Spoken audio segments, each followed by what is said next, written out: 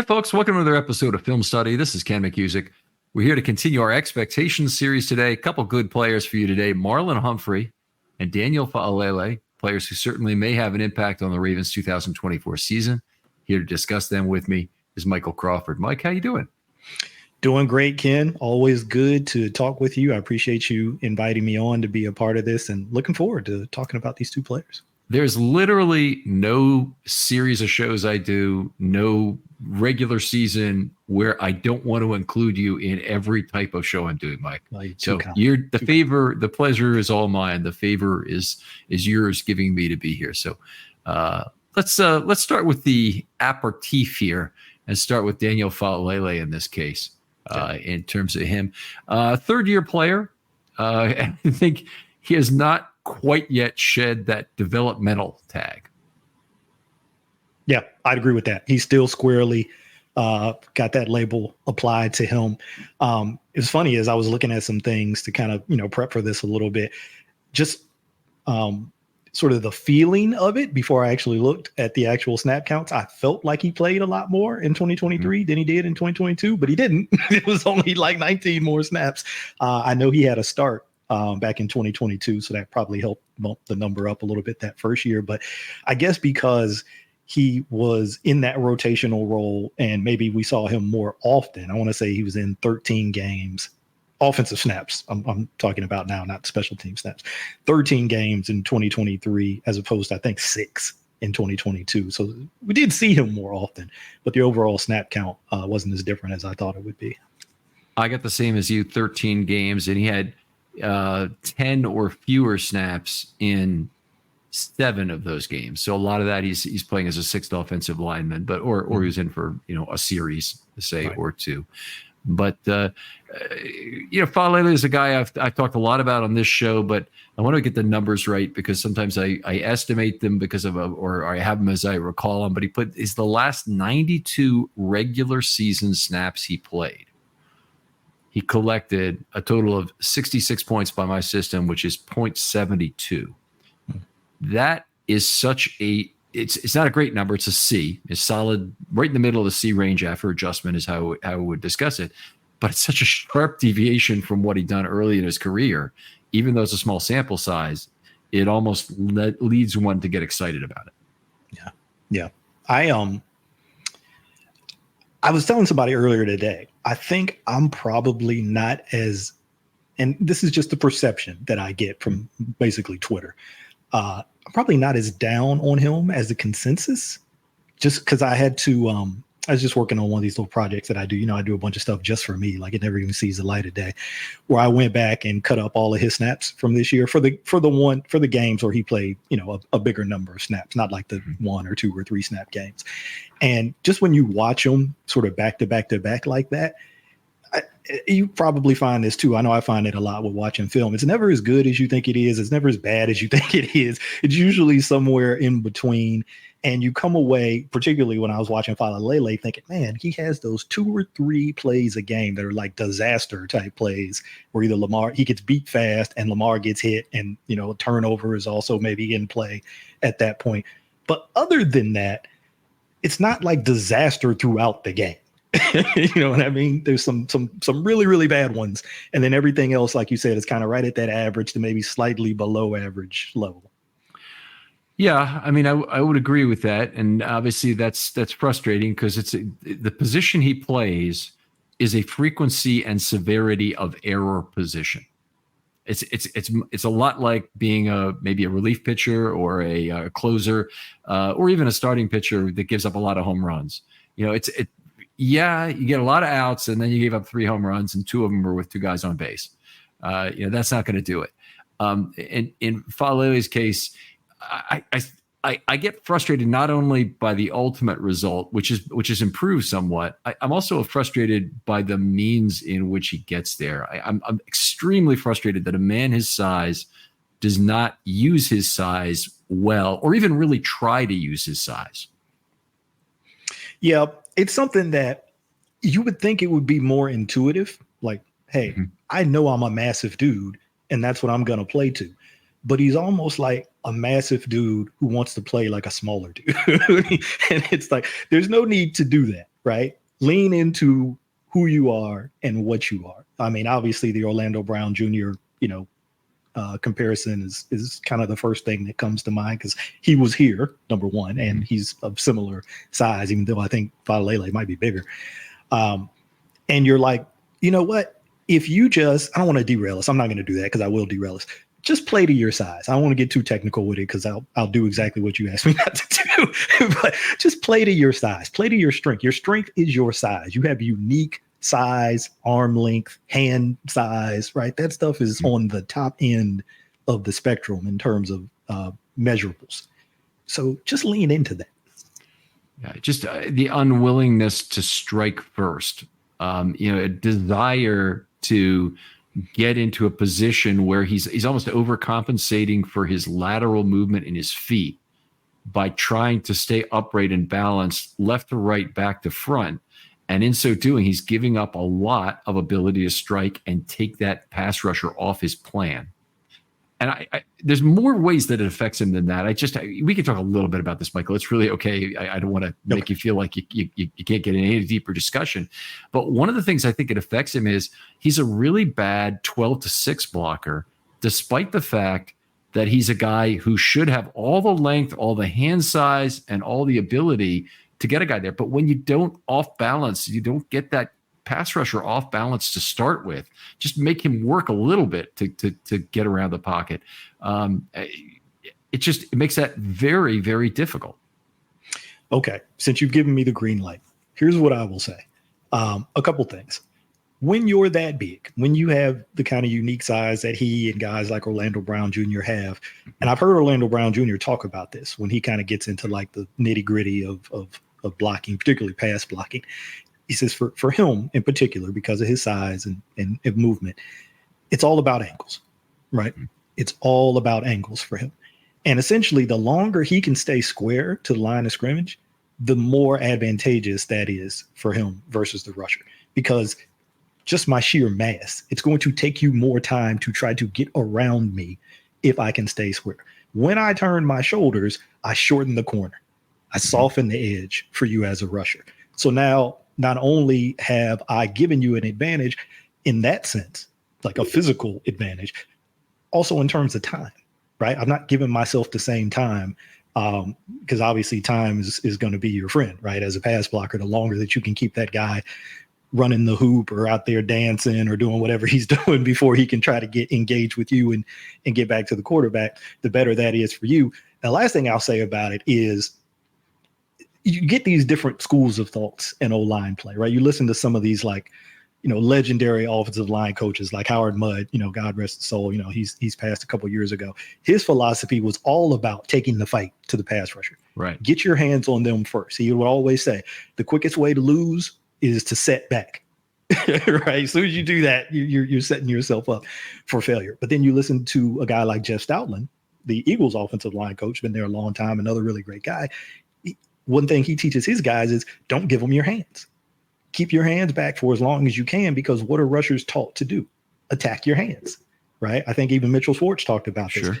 The way that they win is by capitalizing on mistakes that you make as a blocker. So right. Stoutland's thing is the longer you can keep those hands back, at some point, those guys are either going to they're going to throw their move, whatever their move is, or they're just going to try to bull rush you. And if they try to bull rush you, his thing is get your hands in, get them under, and drop your anchor.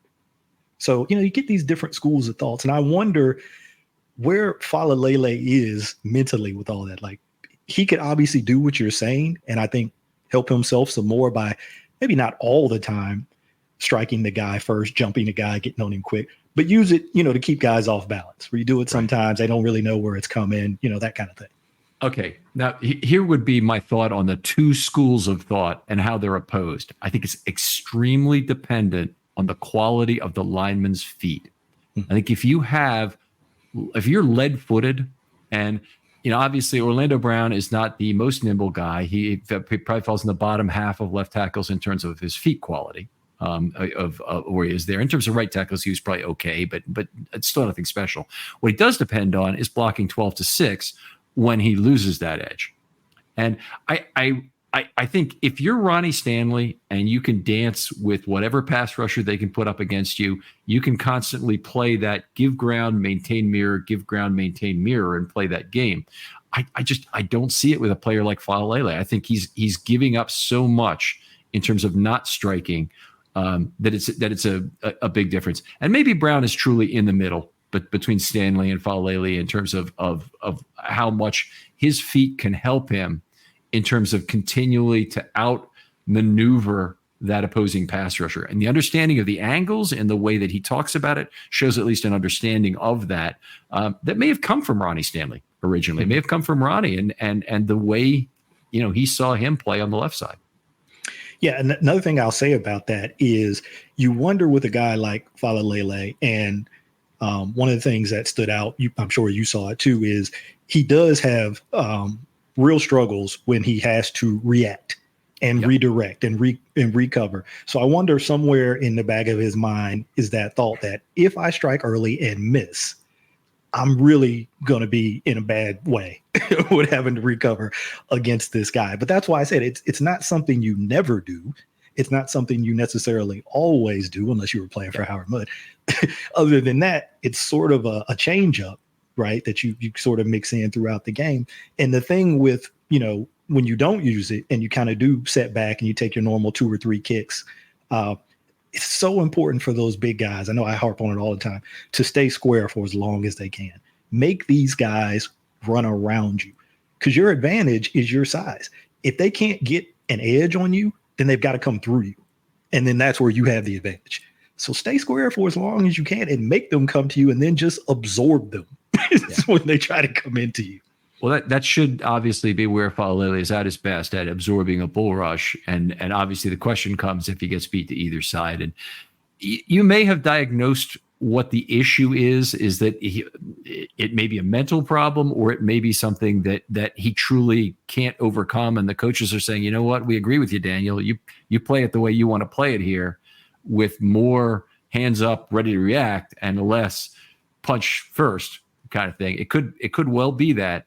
I'm going to go ahead and say what he's done so far has not worked in 2 years. He hasn't shed his developmental tag. And the only thing I can really point to in terms of positive play is the last 92 snaps of the regular season last year. Before that, his career, he'd put up a .46, which is about as bad as you can get and still be on an NFL roster for all of his other snaps combined. So if it's probably a case of no single solution is always the best solution, but I also think there's some of this that you got to somehow do something different when your feet aren't good enough, and he's not doing something very different with what he's doing. So I could see either way, and it's great having you on to give the other side of this coin because I'm very much in the Mudd camp, clearly, in terms of being an attacking guy, and you do a good job of articulating the other argument. Let's change focus a little bit. How about Faalele, the run blocker? Do you feel like he's done enough so far to finish blocks?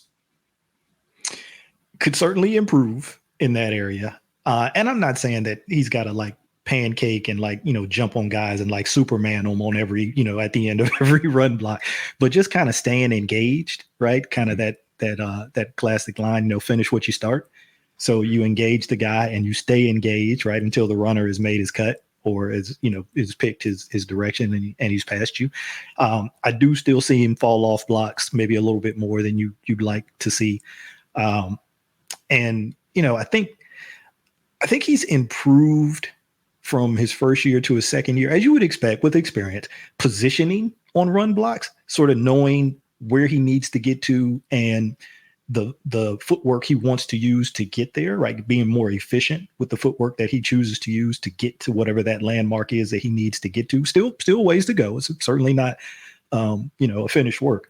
But I saw, a little bit better at times. You see little things that, again, I'm getting probably overly O-line nerdy, but you see little things where he'll use a high leg gallop, right? Where you stay square and literally think about pretending to, when you're a kid, you're pretending to ride a horse and you're kind of galloping up and down like that, right? With your feet. It allows you to stay square to the line of scrimmage, keep your base in terms of keeping the width of your feet, but then still move laterally side to side, as opposed to turning your shoulders more perpendicularly in a more severe angle and your feet getting closer together and narrower because you're trying to run on that angle. You can do both. But I like that sort of shuffle gallop because, again, when you have size as your advantage, staying square for as long as you can, even on run blocks, is to your advantage. Yeah, that logically, that sounds very good to me. And getting to level 2, Faalele has not been a guy who's put linebackers on the ground or put defensive backs on the ground. And I wouldn't even necessarily want him to be that. I think if he can maintain his feet the way a lot of wide receivers can, and be good run blockers, I think that's ideal, obviously, because he's an enormous monolithic man to get around. And I don't care who you are, whether you're a linebacker or a defensive tackle, or a defensive or an edge rusher, it's hard to do. What I do want to see him do in terms of finishing blocks more is really more a lot of the double teams and down blocks at the line of scrimmage. Finish those.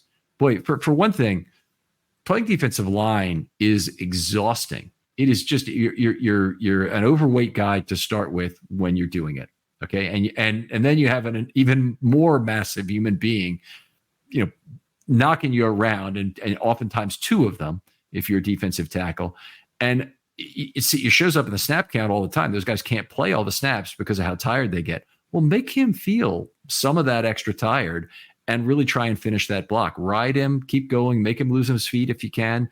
It won't be a holding call in those cases. In fact, the only time you really got to be worried about disengaging from a block as an offensive lineman is when you're on the edge of the play. And it's not an easy thing to have the understanding of exactly where you are on the play, but it's something where there's really good reason to finish a down block that you're making if you don't have an assignment to move up to finish there.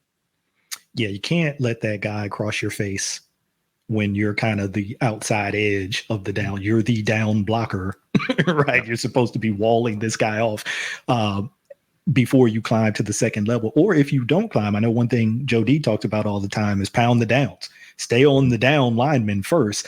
And basically, we'll take that guy to the linebacker or make the linebacker come to us and then maybe try to come off, as opposed to, you see sometimes guys just give like a hand check almost and just push the guy and then immediately climb, and you kind of hang your post blocker out to dry a little bit when you do that. So I think, and I know years ago you had Matt Skrull on. I think he did obviously a much better job than anything I could do because he's played.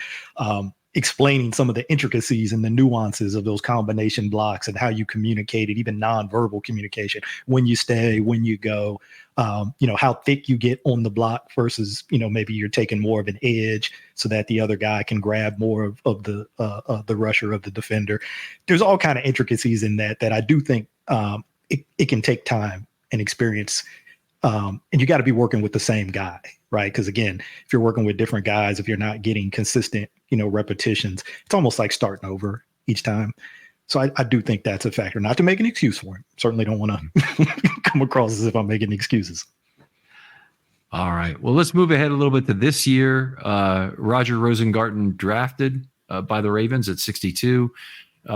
Maybe a little bit of reach. Obviously, the Ravens are going to have to do some reaching. Tackle is a position like quarterback where you have to end up reaching for players in terms of their probably their relative quality as football players when you get right down to it. But those positions are in higher demand. They're in higher demand because they're more important, and you have to reach for a player like him. How do you see the right tackle competition playing out this camp? Well, the way I thought about it for this exercise was like, because we were, talking about Faalele specifically, best case scenario for him, right? He wins the job outright. It's the best case scenario for Dan, clearly. Maybe an in-between outcome is it's similar to last year. He's in some sort of rotational committee type of role, maybe not necessarily because of injury like he was with Morgan Moses last year. Maybe it's because, you're trying to ease Rosengarten in a little bit. Yep. Something like that. Okay. Not ideal to still be in that role, to still have that label at this point of your career, but you're not necessarily in a situation where you're unsure of what your status on game day is going to be, that would be even worse. And that would be the worst case scenario, is you don't know if you're going to be up or down on game day because, the coaches just don't see you as necessarily being an asset in that way. So I don't know. I think a lot of people think because Rosengarten was a second round pick that it's sort of like a coronation sort of situation, right? Like he's going to become the starter at some point this year, maybe even as early as coming out of training camp, or maybe it's an Orlando Brown Jr. situation where James Hurst starts for a couple games and then Rosengarten takes over. That seems pretty likely to me. So I would probably lean towards that. You can tell I've been reading this book called Super Forecasting. They talk about, to be an accurate predictor, you should work in ranges more than like specific predictions. So you can see mentally I'm working through different ranges of outcomes in my head.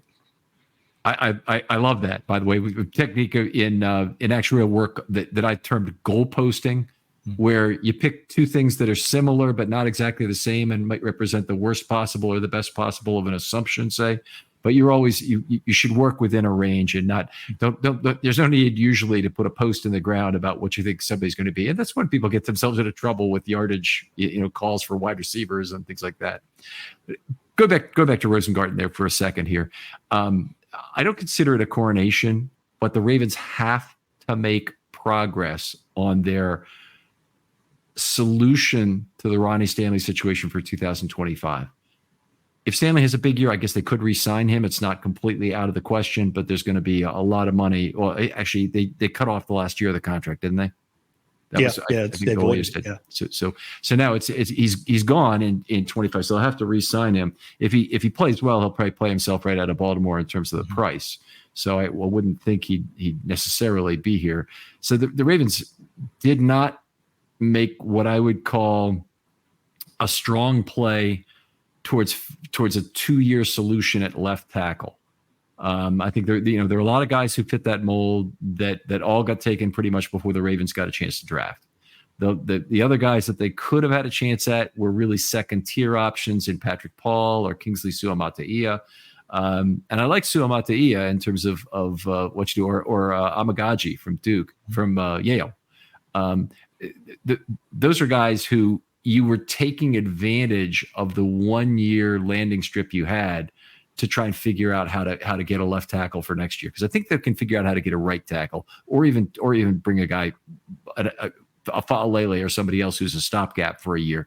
But it's that left tackle that just is keeping me up nights as a Ravens fan. Is just how the hell do they solve that problem without taking a chance on a guy that they think can do it in 25. Do you think that they really believe Rosengarten is that guy based on the fact they didn't have another tackle pick in this draft? I think they believe he could be. I think something I've had to come to grips with is, despite how much I want them to think about it in terms of this guy is a left tackle. He's not a swing. He's a left tackle. I don't think they think about it that way. I think they think about it in terms of tackles and guard/centers. I don't think they think about right, left, with some exceptions. I guess you could look at Ben Cleveland and say, that guy's a right guard. They don't play him anywhere else. So maybe with certain people, they make some exceptions. But I think their actions, this is just me, making an assumption based on their actions. Obviously, I don't know anything. It just seems like they think about it more generically. This guy's a tackle. He can play on both sides. He can play on either side if we need him to. This guy's a guard/center. He can play either guard position. He could even slide in at center. You look at their actions, you look at the guys that they've had over the last few years, and they all have that in their profiles or have done it, even on other teams. When they, when they acquire, free agents who are already in the league, they've done it on other teams. So as frustrating as it is to me at times that they don't seem to, isolate on that type of guy. I mean, Ronnie was what, 4th overall pick, 6th overall pick, something like that. Yeah. If you get up that high, then yeah, you have the luxury to be able to do that. But I think because they've not been that high, maybe that's something that factors into this viewpoint of we're just looking at tackles and guard/centers. We're not getting caught up on right, left. Okay. Well, I mean, they had Jonathan Ogden for a long time, so that took the question completely off the table. And after drafting him before, and they've had Ronnie Stanley for a long time, so there's not a lot of Ravens history where they've had to directly face that question. Most of the guys you draft coming out of college, they have some experience at left tackle if they play tackle in the NFL. Yeah. Most of them, not all, most. But it's a difficult question. I mean, that position is clearly very important to keeping your primary asset healthy. And I was really bothered by how little they did this last time around. And maybe it's just a matter of if they had drafted Rosengarten and a right tackle, a guy who I'd never had any hope was going to play left tackle, I might have liked that better. In terms of that, they are getting short on roster spots at tackle, which is one thing we need to talk about. Is they have 5 guys now who seem to be in the tackle competition. How do you see them? Do you see them carrying all 5 of those guys in terms of Stanley, Rosengarten, Jones, McCary, and Faalele? No, I don't think so. I think there's going to be at least one odd man out in that. And again, I try to just infer things from their actions, right? What they say about the stock market, past performance is the best predictor of future results, whatever. They haven't, Tibby, and you would know this off the top of your head better than me. Have they carried that many tackles into a season before? Well, in recent, I'm not going all the way back, but like in recent years. They've never really been faced with this particular problem, which is they have some versatile tackle and inside guys on the roster at the same time, along with some extra tackles. So having Jones, a guy they might play at guard, and McCary, a guy who can, in theory, play a lot of different positions, but has really been predominantly a backup left tackle these last couple of years. I'm not sure they might treat it differently. Now, they're not going to have all those guys active on a single game day, but they could. Could they have 4 primary interior linemen with Jones and McCary both being backup interior linemen? I don't know, maybe. Yeah, and I think that's another reason why they like that. Why they like the more generic sort, it's because of the flexibility it gives you on game day. I guess going back to COVID when they first allowed you to carry, was it 2 extra guys you can activate now on game day? I forget what it is. If you have a certain number of offensive linemen, you can now bump up and a third quarterback. Yeah. So you have 8 linemen. Yeah. So I wonder if that has factored into some of their recent thinking, like, hey, the more of these guys we get who can play multiple positions in a game, not just like hypothetical, like in a game, he can play here and then he can play there.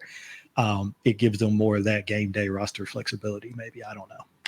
Well, Rosengarten, I should throw this out. I mean, people probably know, I'm sure they've heard it, but he did play left tackle, played left tackle in high school, was even a left tackle at Washington early on until Michael Penix came. And with Michael Penix being a left-handed quarterback, his blind side is the right side. So they move Rosengarten over the right tackle. So he's not a guy who's never played right tackle. Obviously, he's not done anything in the NFL yet. But he does have that in his background.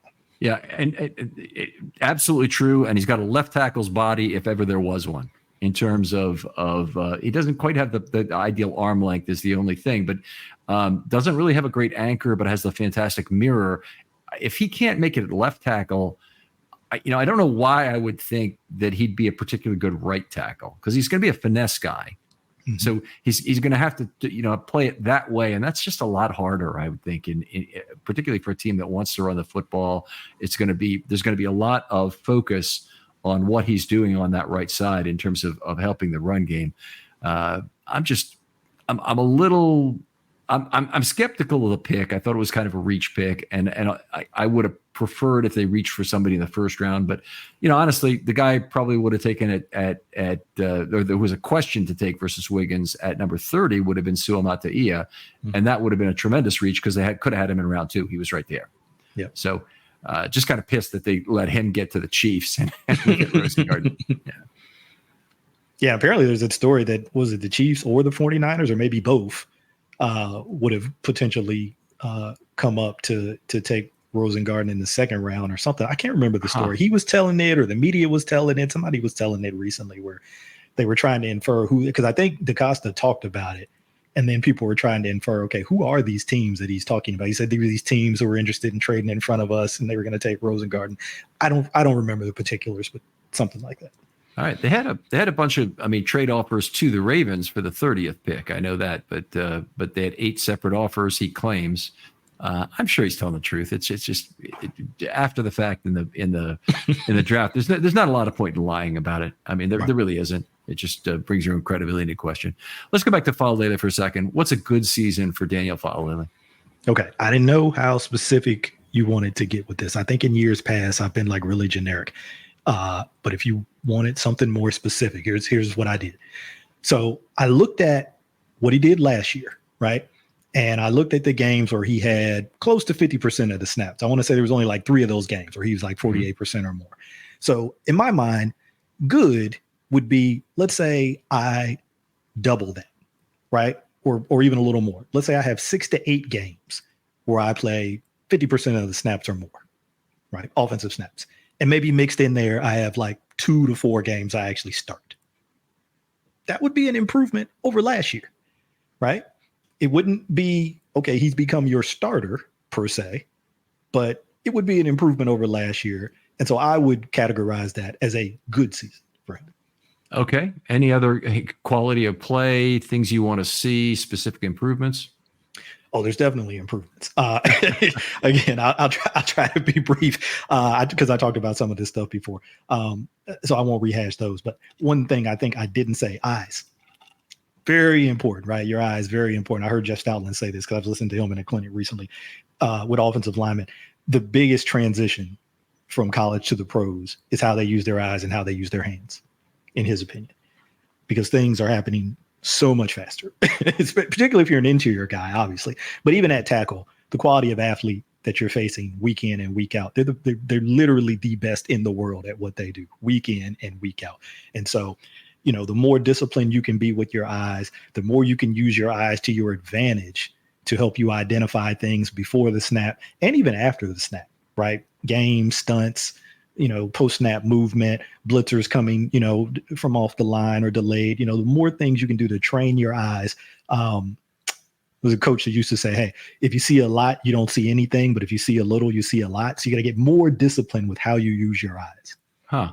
Now, this is really interesting because Ben Powers, was on the show last year, and he actually, I guess it was 2 years ago, and he said that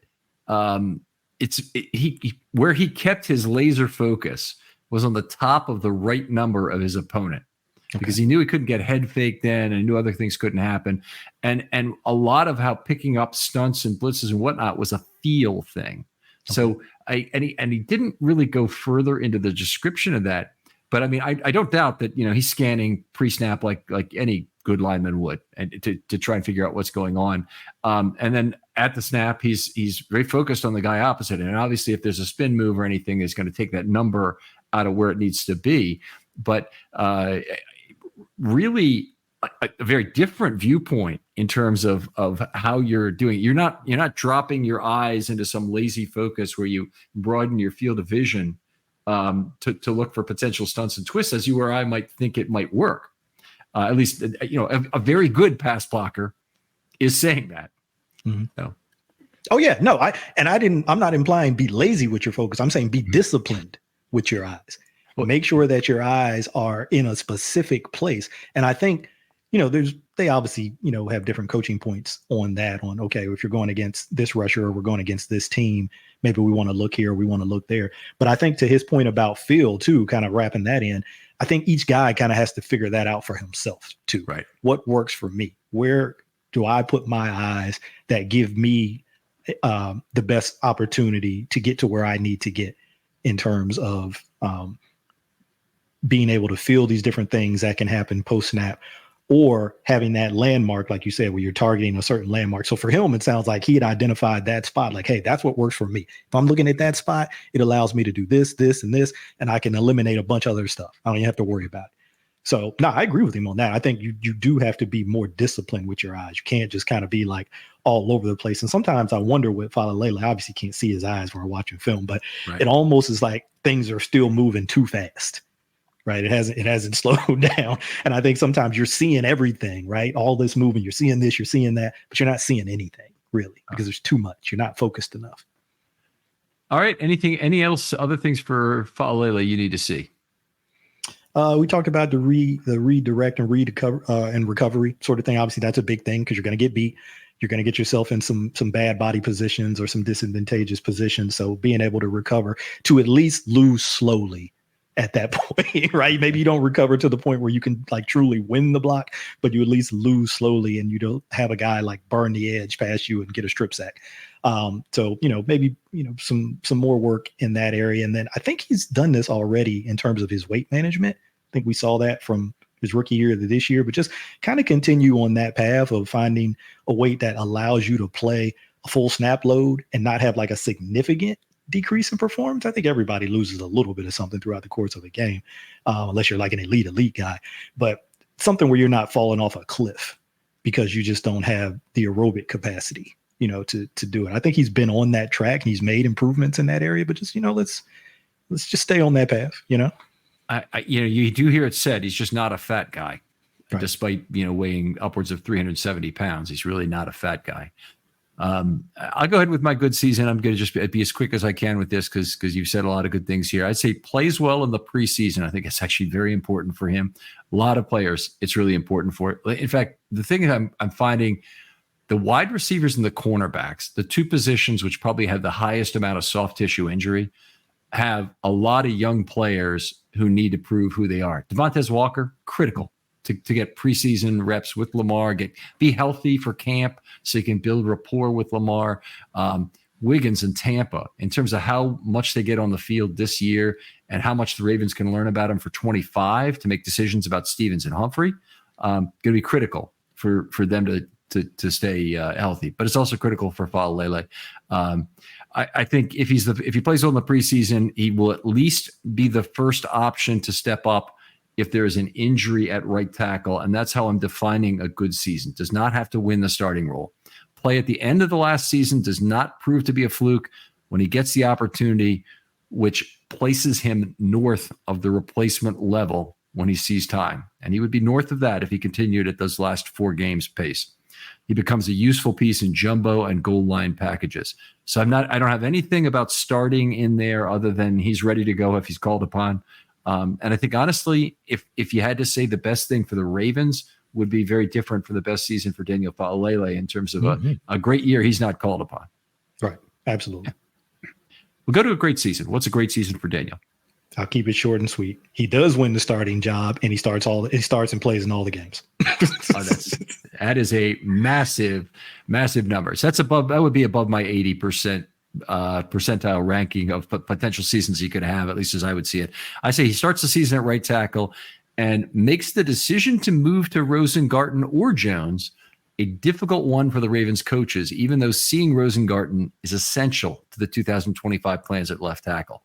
Even if he is eventually swapped out, he, 1, plays well enough that he's consideration for a second opportunity at guard or tackle with seasonal attrition, and 2, he secures his 2025 roster spot. We haven't talked about that at all. Daniel Faalele might not make the team this year, but he really might not make the team when the sand is completely out of the hourglass next year and the Ravens don't hold any future option on it. Yeah, it's a very real possibility. And even for this year, like even if he had that great season, I still think there's better than average chance, maybe even higher, that you see Rosengarten, because even if Ronnie is healthy, which, that's always sort of, an up in the air thing at this point, I don't see why they would go away from the sort of load management approach. I don't know what would have changed from last year to this year that they would go away from that for him. I could probably tell you what's changed is they don't have 2 injured players necessarily, one on each side. And even part of it is that I think that they went to the 2-sided rotational approach because they didn't want to have it be only Stanley who was being rotated for. I think Moses actually needed it less, although he ended up getting hurt in the season and having played with a torn labrum. Yeah, and I don't know when that exactly occurred, whether that was fairly early in the season or late, but he'd be still playing pretty well, honestly, for most of the season. So I think it was fairly late that it occurred. But in any case, the point being that I think there's a lot of head games being played with the offensive line last year. There was a whole Simpson thing and putting Salah ahead of him, I think, to motivate him and to focus him. Okay, there's the stuff with Ronnie about, okay, you're going to rotate, but at the same time, Morgan's going through it too over here on the right side. So I think there's a little head gamistry going on there, and that probably helped. I wouldn't call it load management. I'd call it injury management in both cases. You maybe want to see what those guys have, but load injury management is what I would call it. Yeah, for last year, that probably makes more sense. If it continues this year and we don't hear anything about injury, then I'm squarely in the load management. Okay, fair enough. And you can also put a third category in there is development management, because if you really want to see Rosengard, you really want to understand, well, get him in there for some at least. Absolutely. They had that sort of like what we saw back in the day with Humphrey. Jimmy Smith wasn't injured. He wasn't injured. He was still healthy enough to play, but they were sprinkling Marlon in gradually that rookie season. Damn straight. And even when Humphrey won the team MVP the next season, he wasn't playing all the snaps. He was still playing some rotationally. All right, let's see.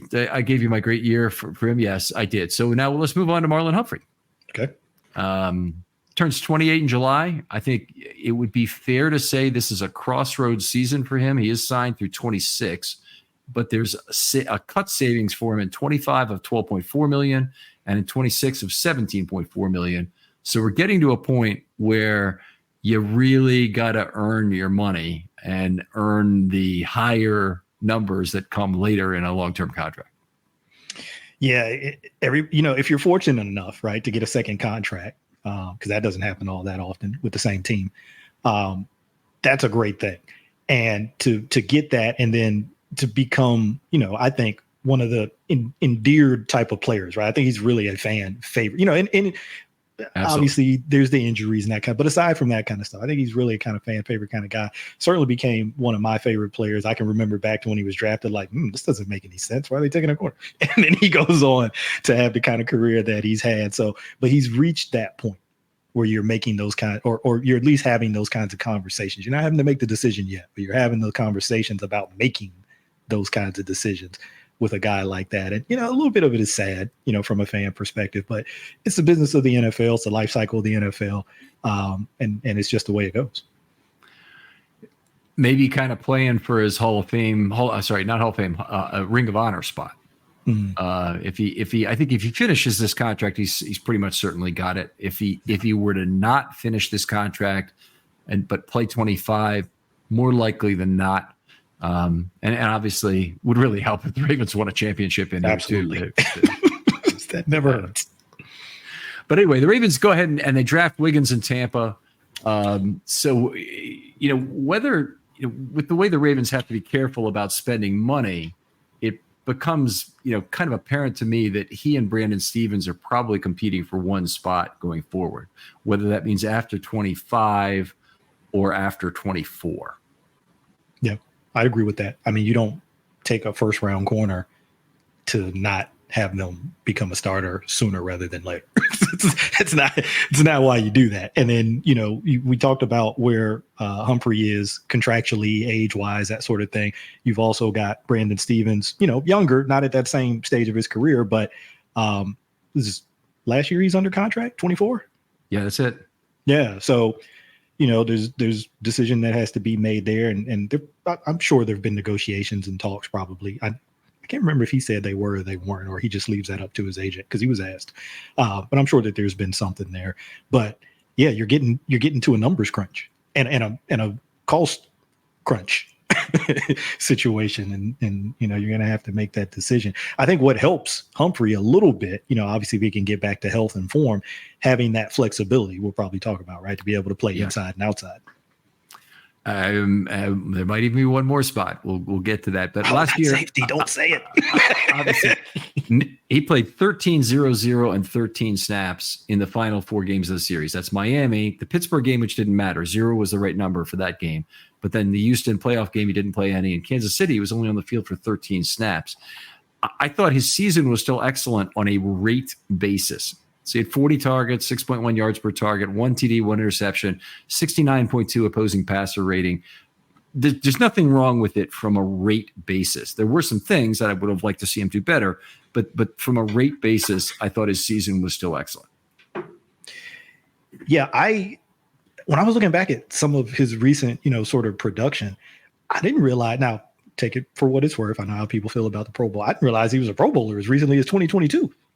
You think about the injuries sometimes, and you kind of let that skew your perspective of him. But when you go back and you watch, whether you're watching the film and or looking at the numbers, you see that, yeah, obviously the injuries have been a factor, but in terms of play when he's on the field and healthy enough to be on the field, there's not been this massive drop off in the quality of performance as you might expect. With a guy who's dealt with some recent injuries in the last couple of seasons. So, especially for a guy who plays corner the way he plays corner. Right. He's a physical guy. You don't see as many corners these days who play the position in the style that he plays it with. Yeah, very, very physical, baseball bat like arms. Honestly, he's the best you can be. He's a better corner, obviously, than JAD. Let's start with this. But JAD and he have some things in common. Is Humphrey is a little slow to look into the backfield and find the football. He's much more comfortable finding the football at the catch point and defending it there, or knocking it free, or even punching the ball loose afterwards, as we saw a few seasons ago. It's actually been 3 seasons since he's had any appreciable forced fumbles. I think he had 2 in the last 3 seasons after having 8 in 2020. Yeah, crazy number. Absurd number. But his ball skills have been a little short. Even in his Pro Bowl year in 22, he only had 7 PDs, and then he dropped off to 5 last year. Obviously, a lot of that is a function of not playing nearly as many snaps, but he played about half a season worth of snaps this last year and only had 5 PDs, which is low. That's low ball production. Yeah, that's why I know we're not quite there yet, but that's in my sort of areas for improvement, and probably even be in my good or great seasons in some way or another. More ball production, right? More ball production. I understand that, like you said, I think that's just his play style, right? Targeting the ball more after it's out of the quarterback's hand and at the receiver, literally at the receiver, in the receiver's hands, than when it's in the air and he has an opportunity to maybe make a play on it with an interception or a PD. It's just his style. I think it's his play style.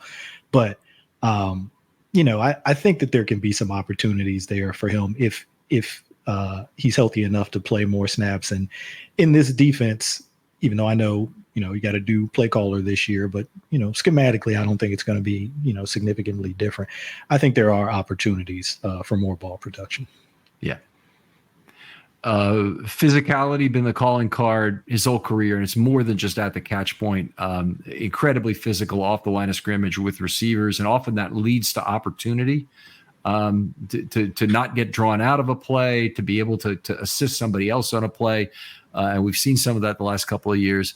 One thing that has not been as good there is the missed tackle rate, which increased to 16.2% this last year versus a career rate of 11.7, which is quite good for a corner. That was a little bit frustrating this last year. Now, it's a small sample size always you're dealing with in terms of total missed tackles affecting the thing. You still don't like to see things trend in the wrong direction.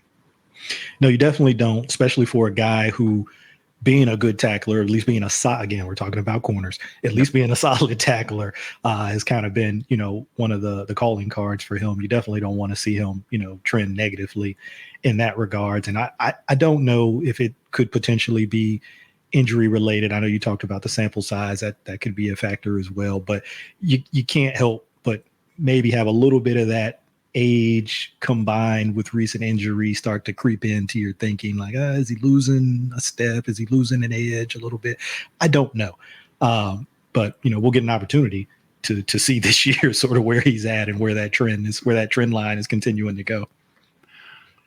Ken, you briefly rebuked me on the notion of Humphrey being a safety, but the Ravens do, after the draft, have quite a stable of outside cornerbacks, 4 guys really who that's their position with Tampa, Wiggins, Stevens, and Humphrey. They have JAD there as well, who may or may not make the roster. And they have a couple of different slot guys with Ardarius Washington, who there's yakking about him going to safety again. I don't think he's the ideal tackler to have on the back end, but we'll see. We have Marlon back with the team again, signed to a contract that would be indicative that he's going to be around for this year at least. And then of course you have Kyle Hamilton in the slot too. How do you see Humphrey being deployed this year? Well, first, let me say it was a joking rebuke, because I gotcha. The reason I do that is because for me, it's always like an indication that you're not good enough to be a corner anymore. And this is why they're moving you to safety. Right. It's sort of a sad realization when you're at that point in your career. I hate to see that for these guys. I mean, but you get to continue to play and maybe even have some success at a different position. So I'm not ruling it out. Certainly not the first time I've heard it. Nard Melton, who I do the Fire Zone show with and who you've had on, he has mentioned it. We've talked about it a little bit this offseason where he said, hey, I can see it. I could see it. I could see him making that transition. So I could definitely see that. It's going to be interesting in terms of the role this year. I think, like I said, having that flexibility to play inside and outside, even though I don't know that he's played a significant amount of nickel in a number of years. I think it's been a while, actually. But, like coaches say, if I seen you do it once, I know you can do it again.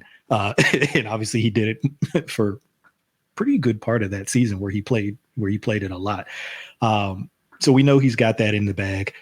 I could see that because this is always the conundrum for me. I love Kyle Hamilton in the nickel / low safety / dime linebacker, whatever the actual positional designation is for him. I really think it's where he's at his best when he's in that role. And so I want him to be there as much as possible. But obviously there are opportunities for other guys to come in, depending on matchups, depending on, the defense that's called. So I think that could actually maybe help Humphrey, where maybe he's playing a little bit less than a full snap load. Maybe they're kind of moving him around based on the things that I just talked about. Maybe he's outside in a certain set. Maybe he's inside versus another personnel group, but he's never playing, 100% of the snaps or rarely. I don't say never, rarely play. I think it could actually help him in terms of maybe some of the physical stuff that he's been dealing with recently. And he has the skill in terms of his skill set to be able to do those things. So I could see maybe a little bit, because we saw this a little bit with Jimmy Smith towards the end, right? Too, a little bit of move you here, move you there, do a little bit of this, do a little bit of that. I could maybe see a similar trajectory for Humphrey. Yeah, obviously the Ravens play cover 3, which is not the same as moving a guy from corner to safety. But Jimmy Smith honestly was a full-time outside corner, never moved to the slot, really never moved to safety. But Humphrey, I mean, for people who don't know, Marlon Humphrey played a lot of slot corner between 19 and 22. That's a 4-year period where he played, a high percentage of snaps in the slot. Here's what I say about moving players around. You don't do it if the player is a marginal player and he can't handle the responsibilities and it's too complicated for it, and there's any indication that it's hurting him at all positions he's playing. The prime examples in Ravens history are Michael Orr, being a good right tackle. He moved to left tackle. The thing was, it was too much for him, and he should have stayed at right tackle the whole time, in my opinion. Or Kemalai Correa, who they asked to play inside and outside linebacker. There's a pretty good one. It did work. The shift did work for Jarrett Johnson. Okay. It really, really worked for Kyle Hamilton, who is a superstar player, obviously, in terms of being able to handle safety or slot corner. I think if they gave him dime responsibilities or even something else, he might be able to do it without a problem. Marshall Yanda, no problem moving around to 3 different offensive line positions over the course of his career. And I don't think there'd be any problem with Marlon Humphrey.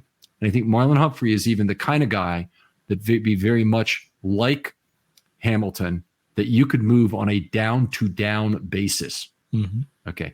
Brandon Stevens, by the way, another guy it really didn't work out for. Find one position, make him be good at that position. But Brandon Stevens had a history of playing a bunch of different positions down to down in college, and so they thought that'll be fine. We'll do it in the NFL too, and it wasn't fine. No. So with Humphrey, I could envision a role where he plays almost 100% of the snaps, is outside on some downs, inside on obvious passing downs when they want to get Wiggins and Stevens both on the field, and then plays a deep safety role when they want to have Hamilton in the box. And maybe, you have those 2 players on the field. You don't even know how the Ravens are going to line up. That's the beauty of that. Yep, exactly. So. It just aids your disguise that much more, right? Yeah. Because now you've already got the one guy, right, in Hamilton, where you're never quite sure where he's going to be. And even when he aligns there, what's he doing on that play? Yeah. Right? Is he rushing? Is he covering? What's he doing?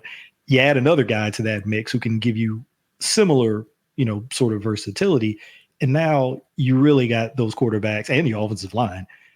Everybody's thinking. All right, what is it? This? Is it that? So I think that could be pretty cool to have the ability to do that. He seems like a guy who's never been opposed to moving inside and doing different things like that. So I think that always helps when you got a player who's open to wanting to do those kind of things. Everybody isn't. Yeah, that's a really good point, by the way, because if I were Brandon Stevens right now, I would have no interest in some sort of multi-positional morphing role. I'm like, hey, this is my contract year. This is my future is based on what I do this year. Leave me at freaking right corner and leave me alone. I'll do my job. And if I'm Hamilton, I already know this is an enormous part of my value for whatever second contract I sign. So I'm not worried at all about a multiplicity of role.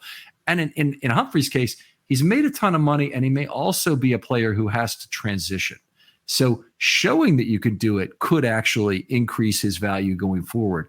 But I think each of those is a slightly different case. But I think Humphrey is one who should be perfectly willing to do it for pure reasons of the filthy lucre. Yeah. He would be, as you just laid out, probably the best positioned to do it, not just from a skill set standpoint, that he probably doesn't have as much to lose as some of these other guys if they were to try to do it right now. Not Hamilton, excluding him, but Stevens, like you mentioned, for sure. And then obviously the rookies. You don't necessarily want to bring rookies in and move them all over the place like that unless it's a really, really unique, rookie. And I think just from what I've heard thus far, I think they want Wiggins to probably start outside. Of course, when he's been asked, of course he's going to say, "I'll play wherever they want. I can play nickel. I can do whatever." Of course he's going to say those things. That's what you're supposed to say. But I think just to ease his transition, at least early on, and obviously his build, you don't maybe necessarily want him in there mixing it up too much on the inside. Humphrey would be the one who I would think of that group that they have right now. If you're going to move a guy around, he'd be the guy that you're going to move around. Yeah. There's even more going to Wiggins. I don't want to take away Wiggins' recovery speed. So I want Wiggins in a position where the ball has to travel a while to get there. That's where I want Wiggins in coverage. I think that's where you make the best use of him as an asset. Wes Welker, Edelman, any of the New England guys from the past, obviously they can slip a guy right off the line of scrimmage, and all that 4.28 speed doesn't mean a damn thing. Doesn't mean anything in there. It's probably, I've said this before, and you hear other players talk about it too, it's probably the most difficult secondary position to play because of the demands, all the different things that you have to do at nickel. And even Humphrey, who, like you said, played a lot of snaps during those years inside, and I think played well. He had his struggles with those shiftier, quicker guys because that's not really his thing, right? He's more of a linear, a little bit of, I don't want to say, because stiffness is such a negative thing, but he's more of a linear mover, right? Physical, not a lateral agility guy. All right, let's jump right into it. What's a good season for Marlon Humphrey this year? Okay. So again, similar to what I did with Faalele, kind of looking back at some things that he's done recently. Not necessarily, I'm going to say playing in all the games for great, but let's say we're in the majority of games. We don't miss any more than say 1 to 2 games, maybe due to injury, right? Hopefully none, but for the purposes of this exercise, I said 5 to 8 PBUs, which is still on the low side.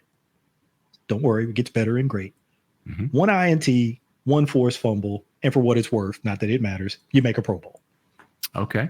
All right. Those are good goals there. It's a good season to be active for at least 13 games.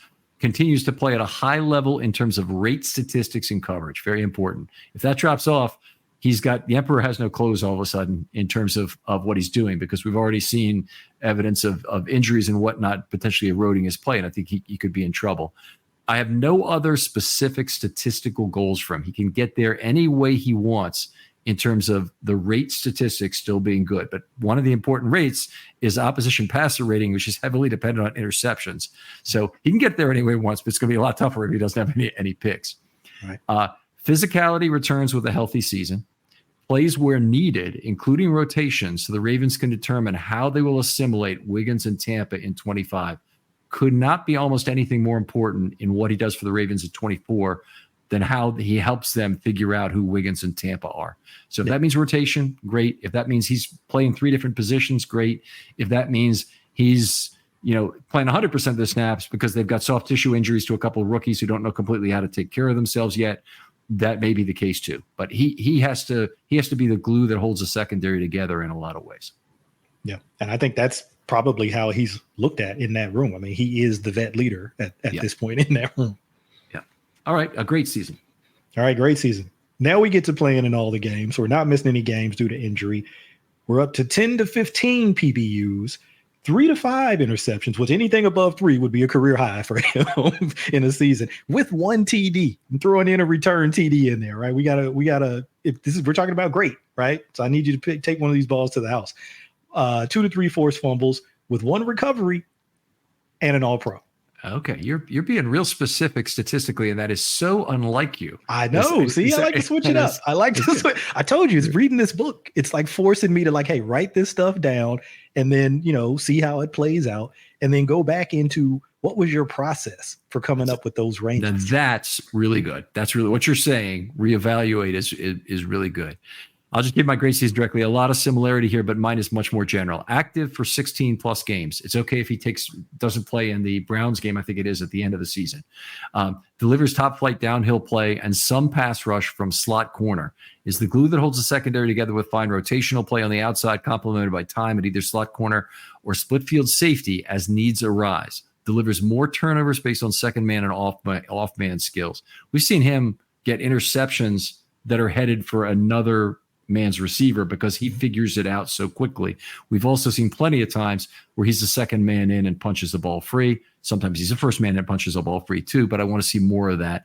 And I'll just say at the 80th percentile, I just want him back in consideration for the Pro Bowl. Doesn't even have to get it, but he has to be back in consideration for it based on the type of season that he had. I think that would be a great season. That would be a very great season. I'd take that. All right. Michael, such a pleasure to talk football with you. Literally terrifically high-level conversation, both on the offensive line and in terms of potential usage of the secondary. Kind of one of the interesting problems that the Ravens have to solve, and it should be a lot of fun because it's one where they have more talent than they know what to do with, so to speak, in that secondary this year. Good problem to have. Those are the type of problems you want to have, where you're trying to figure out, man, we've got so many guys we think can be good for us. How are we going to deploy them all? Mm-hmm. You think they still go out and get one more free safety or former free safety who can handle that split field role like Geno did? I think so. There's still a couple of those guys floating out there, veteran free agents. I know a lot of people talk about Justin Simmons. I was a big Justin Simmons fan when he came out of Boston College way back in the day. I don't know if financially, if that's the kind of thing, but and it doesn't have to be him. There's other guys who are still out there. But yeah, I could see them kicking the tires on somebody and bringing another guy in. All right. Tell folks where they can talk football with you or look at anything you're working on yourself online. Okay. Well, one thing, this is one of these things that I rarely do that I do put out for public consumption. So you can follow it. It's in my pinned tweet on Twitter /X at Abukari, Abukari. Coach Bobby Peters. People may know that name. He does these great books. He's been doing them for a number of years now, where he looks at offenses and he studies them, and he basically breaks down the different concepts. He diagrams them. He kind of explains some of the nuance and, what they might be doing on, whether it's a run play, how they're trying to block it, the pass play, maybe what the quarterback's reads are. So he gives you more than just like, hey, I'm diagramming these plays. It gives you a little bit more than that. We finally did one on the Ravens offense for 2023. He's done all these other teams over the years, and he finally did the Ravens. So what me and Coach Ivan Evans, who you've had on your show, Sip the Tally, decided to do was he lists for each concept all of the plays. He timestamps them. Everything is in there, right? So we cut up all of those plays by concept. So using the same terminology and language in his book. And you can find those on the Deep Cover YouTube channel or on Coach Ivan Evans' Sip the Tally. And they're both under their own playlist. It's going to say something like 2023 Ravens Offensive Manual or 2023 Ravens Offense. And every one of those plays by the name of the concept is there for you to look at. So that's something we just finished doing maybe 2 weeks ago because it was a lot of plays. But we got them all cut up and we got all the videos made. So you can go check those out on check those out on either YouTube channel. And like I said, it's on my pinned tweet on Twitter. So you can check that out at Abukari. And of course, I got to plug the other shows.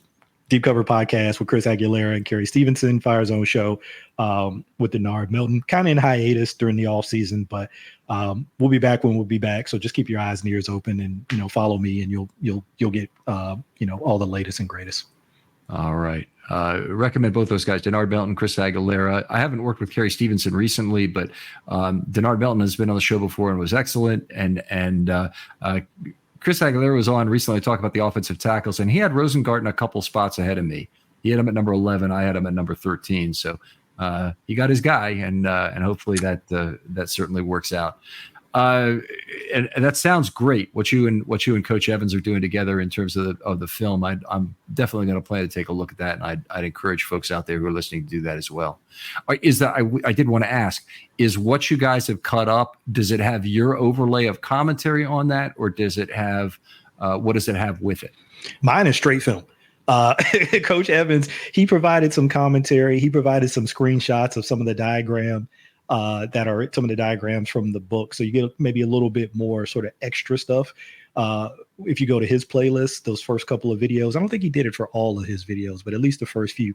Mine, no audio, no other diagrams, just the straight plays. Because in every one of the descriptions that you'll see on YouTube for all of the videos that I did, you'll see a link to Coach Peter's book. It's not that expensive. I want to say it's less than $20.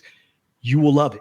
If you're into the X's and O's, if you like, that part of the game, or if you just want to learn more about, it's very easily digestible. It's not like over anybody's head. He's not using a bunch of crazy, football terminology. And it's not that big of a book. I want to say it's less than 200 pages. Okay. You'll absolutely love it. And it's like a compendium. You get that and combine it with the film, and you'll be so much more knowledgeable about what they were doing in the first year of Todd Monken's offense. That recommendation means a lot to me. I appreciate it, Michael. I would really take it to heart for the listeners if you want to get deeper into that. Other folks out there, if you'd like to be on a film study short, hit me up. DMs are always open on Twitter. The Expectation series is now fully subscribed, so there are no more opportunities. Sorry about that. But I do have opportunities for the Recollection series if you want to talk about a player. The next two we're gonna see on this. The first one may be out already. It was about James Hurst. And that's going to be that'll be a pretty interesting one, I think, for a lot of people. A guy who his story is certainly one of ascension throughout his career, coming from not very much, not playing real well in his early years with the Ravens, and then having a pretty decent 10-year career where he played 150 ball games. And the next one is on Kyle Bowler. So that'll be interesting, I'm sure, too. So it doesn't have to be a great player. Just any player who you want to talk about is fine. In fact, we're trying to not talk about the Ring of Honor guys. You just talk about the guys that are one step lower than that. James Hurst, one of the first players, Ravens players, you and I engaged on Twitter over. It was either Perryman or Hurst might have been the first one. Yeah. It had been 2014. I was very excited about his play in the preseason that year and his chance to be the backup left tackle. And he, in 2014, he wasn't particularly great, that's for certain. But he was in the preseason. And if you look at the PFF scoring for Hurst during the preseason that year, and I was scoring the games individually by my own methods too, but his grades in that preseason are outstanding.